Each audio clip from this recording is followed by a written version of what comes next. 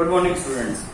7.2 exercise के last में कुछ क्वेश्चन रह गए थे 7 to 10, वो आज मैं करा देता हूँ। एक दो क्वेश्चन का हिंट दूंगा और एक दो कंप्लीट करवा दूंगा, ठीक है। जैसे क्वेश्चन नंबर 7 है हमारे पास, find the coordinate of a point A where A B is the diameter of a circle. यानी कि ए बी, ये ए पॉइंट है, ये बी पॉइंट है, ये एक सर्कल का डायमीटर है। ए के आपने कोऑर्डिनेट फाइंड आउट करने हैं, इसके आपने कोऑर्डिनेट फाइंड आउट करने हैं। जबकि दिया क्या हुआ है, सेंटर के जो पॉइंट है वो है 2 और -3 एंड बी जो है वो है 1,4। तो आपने इसके फाइंड आउट करने हैं, तो इसको हमने नाम दे दिया XY, ठीक है। अब अगर ए के कोऑर्डिनेट हमने फाइंड आउट करने हैं तो हम कैसे करेंगे? हमें पता है जो रेडियस होती है वो मिड पॉइंट होती है, radius is equal to radius, है ना। मतलब मैं लिख लूं, we know that OA is equal to OB because of radius. Radius की वजह से दोनों इक्वल है। तो अगर ये दोनों इक्वल हैं तो मैं इसमें मिड पॉइंट फॉर्मूला लगा रहा हूं। कौन सा formula? Mid point formula. Mid point formula. और मिड पॉइंट फॉर्मूला क्या होता है, मैंने पहले दिन क्लियर किया था। पहली वैल्यू प्लस पहली वैल्यू डिवाइड बाय 2, दूसरी वैल्यू प्लस दूसरी वैल्यू डिवाइड बाय 2 किसके इक्वल आएगी? मिड पॉइंट की। मिड पॉइंट निकल जाएगा तो मतलब 2, -3। अब इसको कंपेयर कर लो सीधा सीधा। 2 is equal to x plus 1/2, -3 is equal to y plus 4/2। तो यहां से आ गया 4 is equal to x plus 1, then x की वैल्यू आ गई 3। और यहां से आ गया -6 - 4 इज इक्वल टू y, यानी कि y की वैल्यू आ गई -10। बात समझ में आ रही है बेटा? तो यहां से x और y की वैल्यू आ गई। दैट मींस जो आपके की कोऑर्डिनेट है वो है 3 और -10। बड़ा ही सिंपल सा क्वेश्चन था। आई थिंक सो आप लोगों को समझ में आ गया होगा, ठीक है। चलो गुड। एक और क्वेश्चन समझते हैं, क्वेश्चन नंबर 8। 7 मैंने आप लोगों को समझा दिया, क्वेश्चन नंबर 8 समझते हैं। क्वेश्चन नंबर 8 में वो क्या कह रहे हैं, ध्यान से समझना, ये बहुत इंपॉर्टेंट क्वेश्चन है भाई, इसको वेरी वेरी इंपॉर्टेंट मार्क कर लो बुक में। इफ ए के कोऑर्डिनेट हमें दिए हुए हैं -2 और -2 and the coordinate of B given है 2, -4। ए के कोऑर्डिनेट गिवन है, बी के कोऑर्डिनेट गिवन है। Find the point of P. कह रहे पी पॉइंट के कोऑर्डिनेट फाइंड आउट करो, पी पॉइंट के कोऑर्डिनेट फाइंड आउट करो। अगर आपको दे रखा है कि p is equal to 3/7 AB, अगर आपको ये दे रखा है, ठीक है। एंड p क्या है? p AB कोई लाइन है, उसके बीच में कहीं पॉइंट है। ये a है, ये b है, यहाँ कहीं पर p है। मैं ये नहीं कह रहा मिड पॉइंट में है, कहीं पर p है। a के बारे में आपको पता है -2, b के बारे में पता है 2, -4। तो आपको p के कोऑर्डिनेट फाइंड आउट करने हैं। अब अगर मैं सेक्शन फॉर्मूला लगाता तो मुझे रेशो चाहिए होती भाई, ठीक है ना।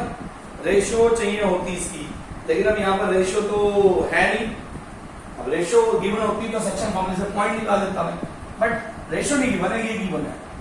इसका देखो कैसे यूज करेंगे हम।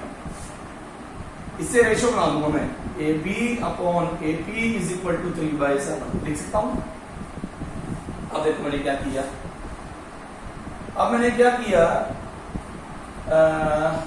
इसका रेसिप्रोकल कर लो यार।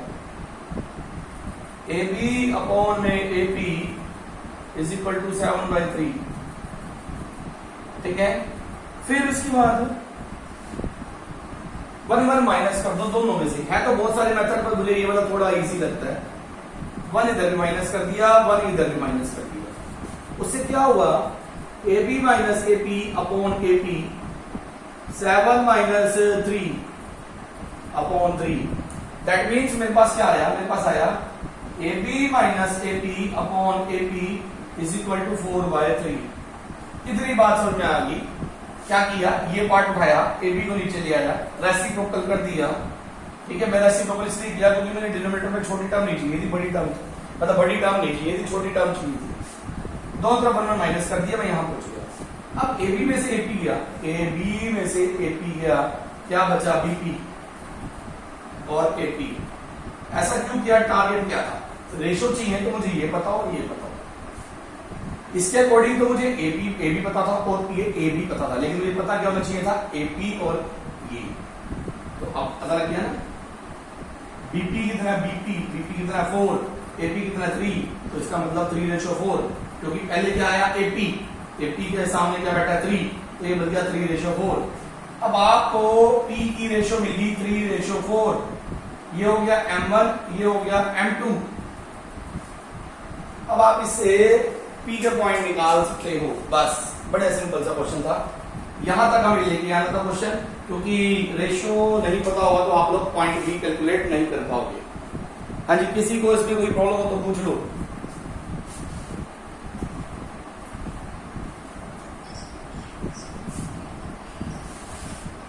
नहीं ऐसा कुछ नहीं है, आप और भी बहुत सारे मेथड है मेरे पास, मैं इसको दूसरे तरीके से भी कर सकता था, बट मुझे सबसे छोटा और इजी वे लगता है कि खुद की ट्रिक बनाई हुई है कि अगर हम -1 करते हैं तो मेरा देखो, मेरा टारगेट क्या था समझना बेटा, मुझे किसी तरह बीपी लाना है। और बीपी कैसे आएगा, जब मैं एपी में से ये माइनस करूंगा, इसलिए मैंने इसको रेसिप्रोकल किया और फिर जैसे ही एलसीएम लिया मेरा एबी माइनस एपी आ गया, जो मुझे चाहिए था एबी माइनस एपी आ गया, तभी तो बीपी आएगा ना, वही टारगेट था। तो ये अगर मैं 5 मेथड इसके बता सकता हूं आप लोगों को, मैं कह रहा हूं कि 5 में से सबसे बढ़िया मेथड ये है। रेसिप्रोकल करने के बाद 1 माइनस करना है, बात खत्म। ठीक है, ये वाला क्वेश्चन भी हो गया हमारा। क्वेश्चन नंबर 9 समझते हैं।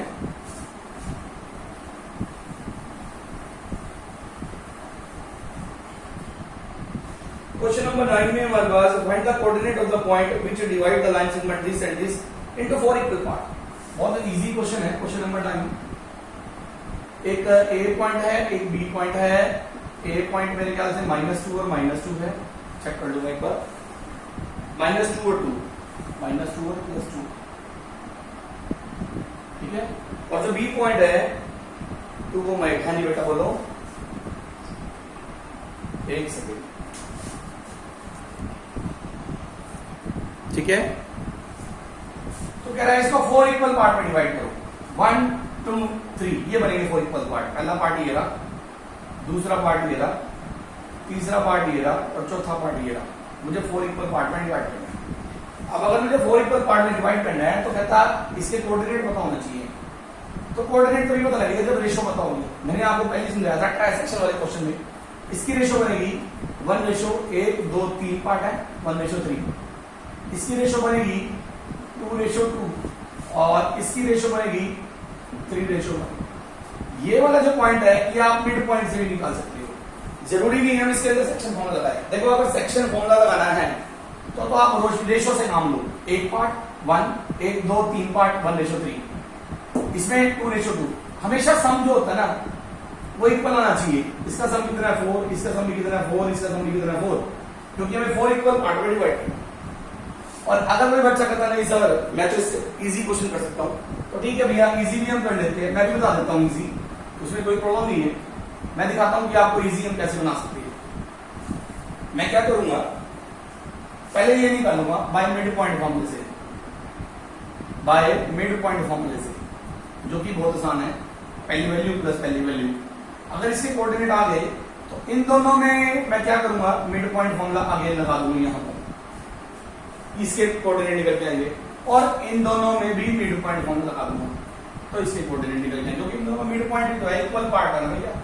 तो या तो तीनों में मिड पॉइंट लगा दो या तीनों में रेशियो लगा दो, जैसे आप लोगों को ठीक लगे। हो जाएगा ये क्वेश्चन। चलिए क्वेश्चन नंबर 10। क्वेश्चन नंबर 10 हमारे पास क्या कह रहा है, find the area of rhombus. एक रोम्बस है हमारे पास, question number 10। A B C D, ये एक रोम्बस है हमारे पास और चारों के कोऑर्डिनेट हमें दे रखे हैं 3,0,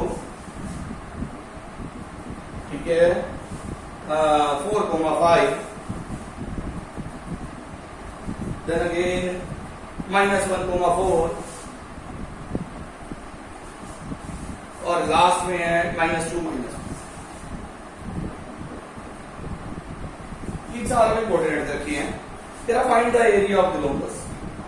अच्छा, अगर एरिया ऑफ रोम्बस दे रखा है तो हमारे पास फॉर्मूला होता है इसका,